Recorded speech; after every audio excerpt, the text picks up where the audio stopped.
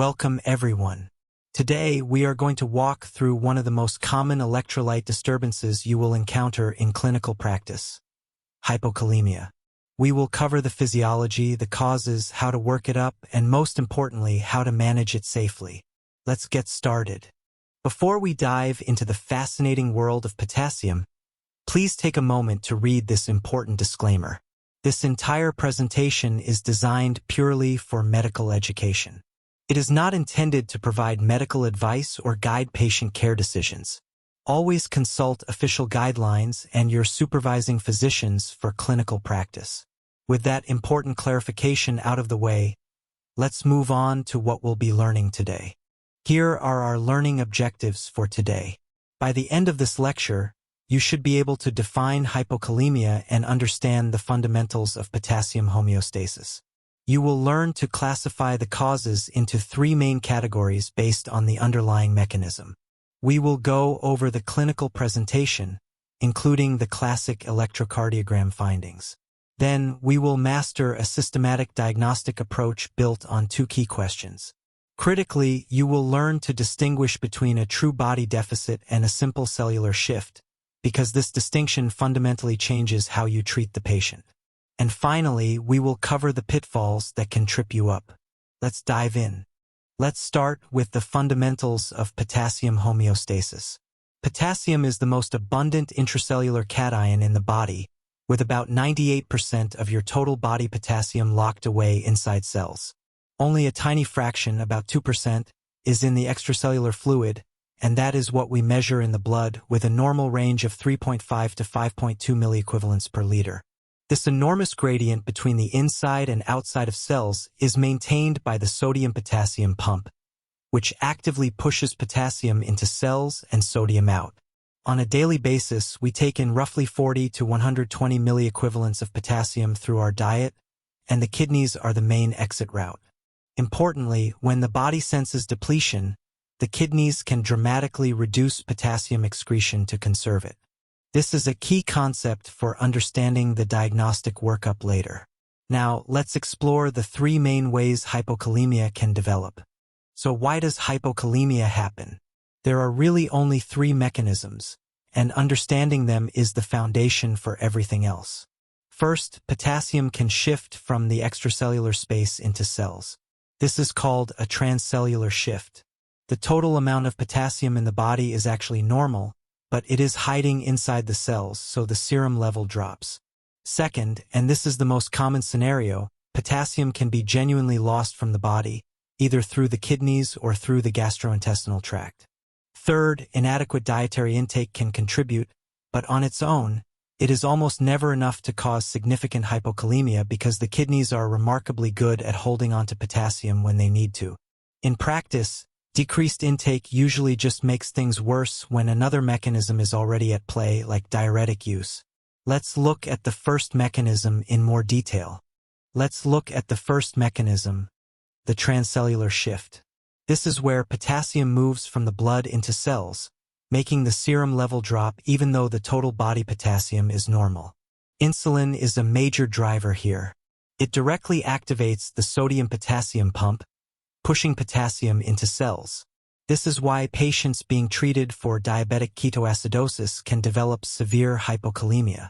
Beta-2 adrenergic stimulation is another important cause.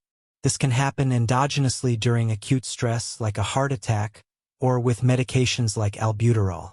Alkalosis is the third classic trigger.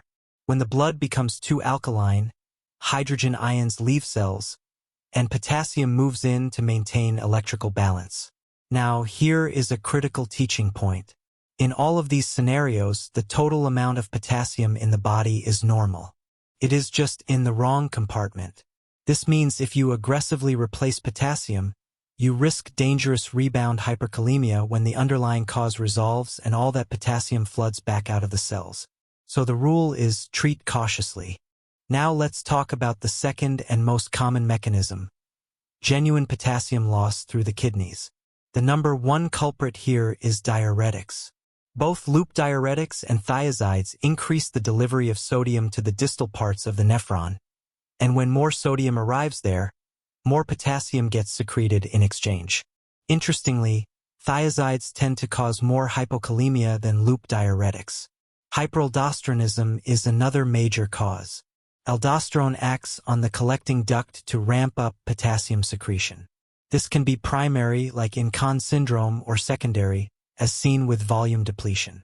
Renal tubular acidosis, certain nephrotoxic drugs like amphotericin, and rare inherited conditions like Bartter and Gittleman syndromes also cause renal potassium wasting. But here is the point I really want you to remember. Magnesium. Magnesium is critical for the proper function of the potassium channel in the distal nephron. When magnesium is low, that channel essentially stays open and potassium keeps leaking out. You can pour in potassium all day long, but if the magnesium is not corrected, the potassium will not stay. This is one of the most important clinical pearls in electrolyte management. This leads us to our next mechanism of loss.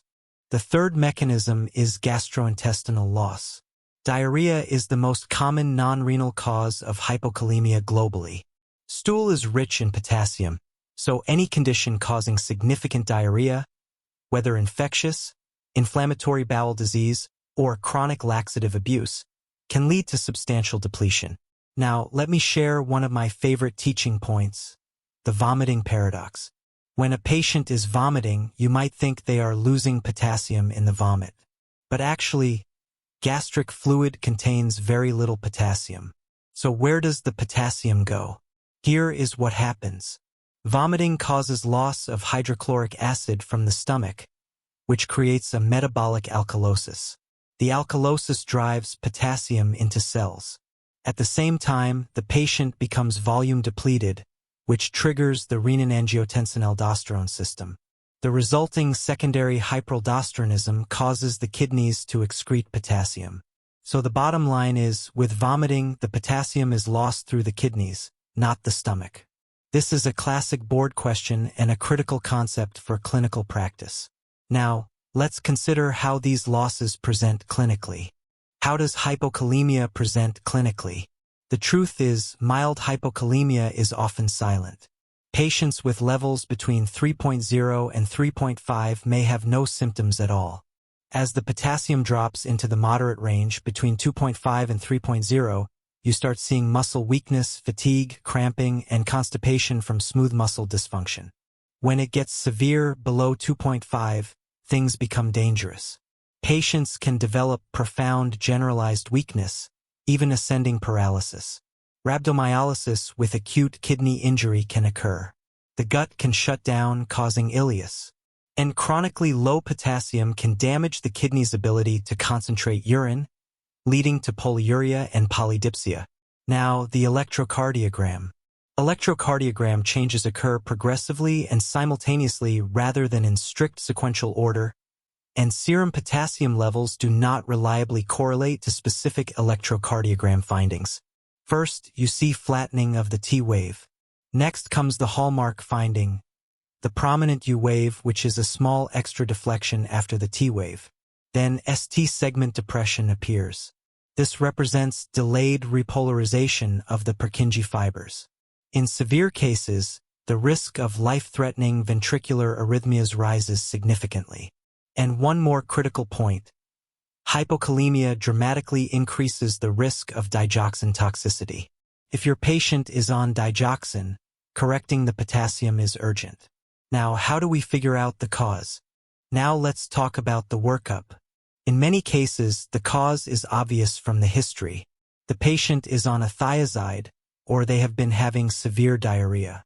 But when the cause is not clear, you need a systematic approach.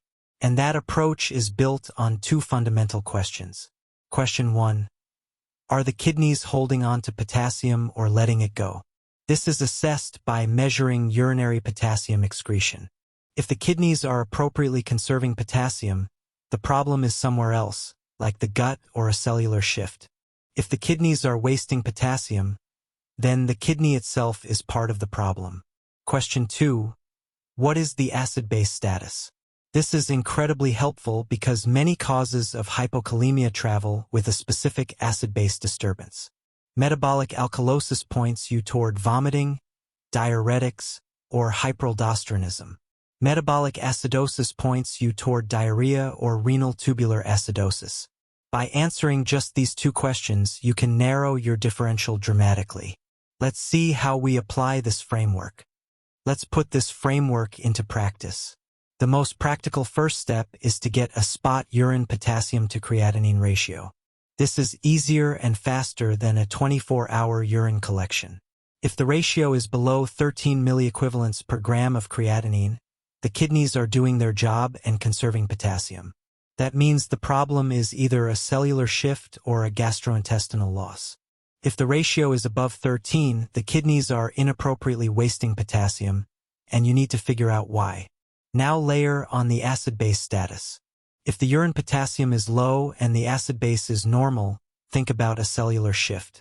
If the urine potassium is low with a metabolic acidosis, think diarrhea. If the urine potassium is high with a metabolic alkalosis and normal blood pressure, consider vomiting or diuretics. If the blood pressure is elevated, you should be thinking about hyperaldosteronism. And if the urine potassium is high with a metabolic acidosis, renal tubular acidosis is your leading diagnosis. Now let's look at this algorithm in more detail. Here is the same algorithm presented as a more detailed flowchart. Notice how the renal loss branch on the right side further subdivides based on acid-base status and blood pressure.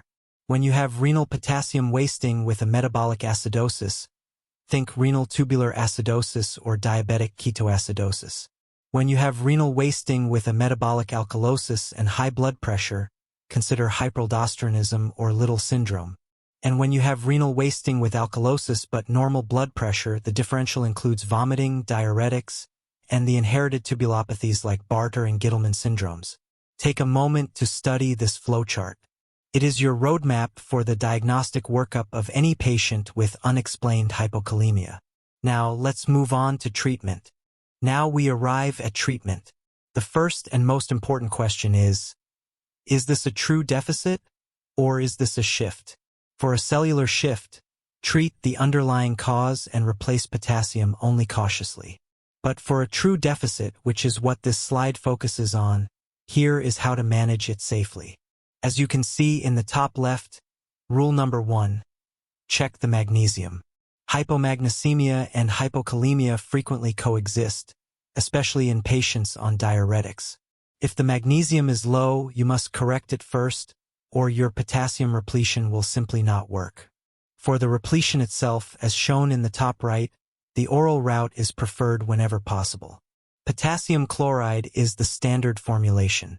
Intravenous replacement is reserved for patients who cannot take oral medications, or when the hypokalemia is severe or causing dangerous symptoms like arrhythmias or paralysis.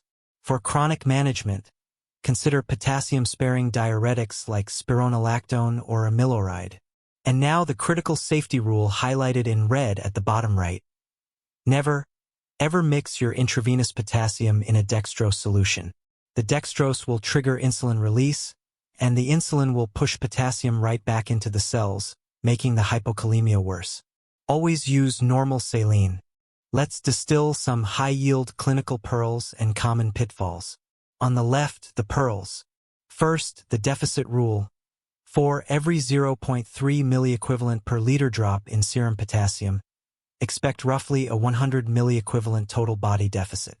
Second, remember the anesthesia risk. Hypokalemia increases the risk of dysrhythmias during surgery. Third, consider thyrotoxicosis as a cause, especially in Asian patients with periodic paralysis, and always check the thyroid-stimulating hormone. Now on the right, the pitfalls. Do not treat a cellular shift the same way you treat a true deficit.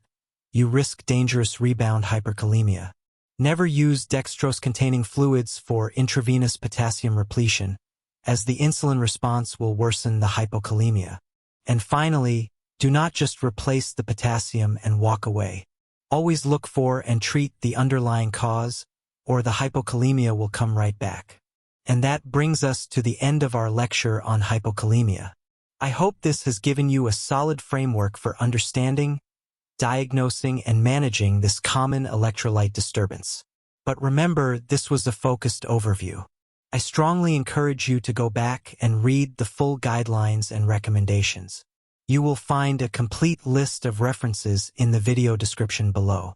Every patient is unique, and you should always perform your own clinical analysis. Keep learning, keep questioning, and keep discussing cases during your rounds. That is how we grow as clinicians. Thank you so much for watching, and I will see you in the next lecture.